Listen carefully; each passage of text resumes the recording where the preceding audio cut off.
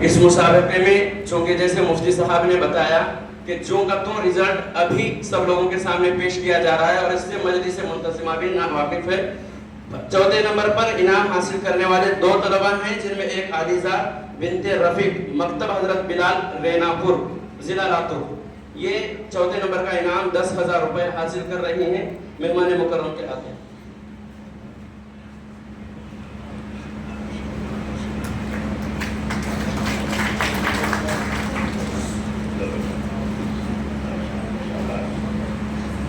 چوتھا انعام جو دوسرے طالب علم ہیں وہ طالبہ ہیں شیخ پروین ارشاد مکتب مدینہ اشتا، انہوں نے نریگاؤں سے شرکت کی تھی، نریگاؤں سینٹر میں امتحان دیا تھا اور وہاں کے اطراف کے دیہات میں یہ گاؤں ہے اشتا، یہ بھی اپنے حضرت کے ہاتھوں انعام حاصل کر رہی ہیں۔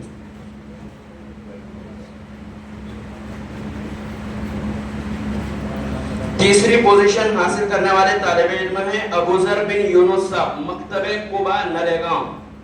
یہ طالب علم جہاں کہیں ہیں حضرت کے ہاتھوں انعام حاصل کریں۔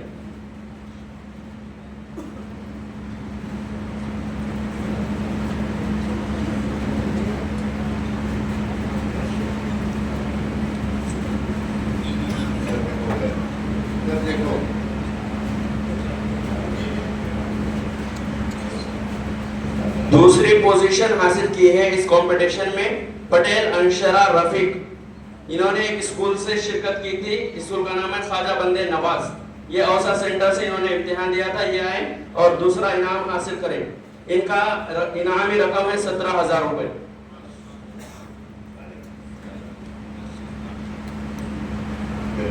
اور پہلے نمبر پر حاصل کرنے والے بھیٹا گاؤں سے اوسا شہر سے شرکت کرنے والے طالب علم ہیں محمد نعمان اقبال بھیٹا،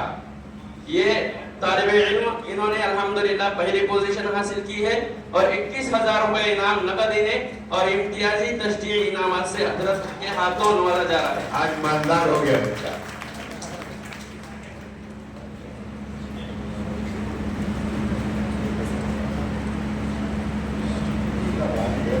اس کے علاوہ دوسرا جو کمپٹیشن ہوا تھا ان کی سرپرست اگر یہاں پر ہو وہ خواتین میں ہوا تھا اور بڑی عمر کی لڑکیوں کا ہوا تھا،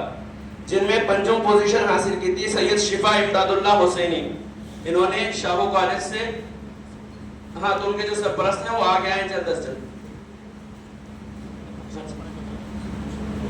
اس کے علاوہ چوتھی پوزیشن حاصل کی ہے سید افرا الیاس، یہ آئے اور اپنا انعام، ان کے سرپرست آگے آئے اور انعام حاصل کریں۔ دوسری پوزیشن سوم پوزیشن اس میں حاصل کی ہے پٹھان سمیرہ بنت عبد الرحیم، ان کے بھی اگر سرپرست ہوں پٹھان سمیرہ بنت عبد الرحیم تو سامنے سے آئیں اور انعام حاصل کریں۔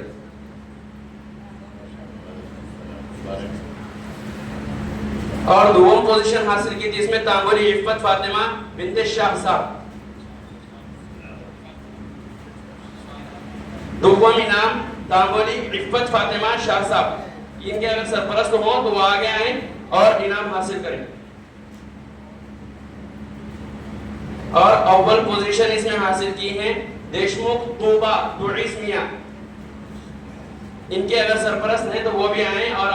حضرت کے ہاتھوں اپنا انعام، اپنے بچے کا انعام حاصل کریں۔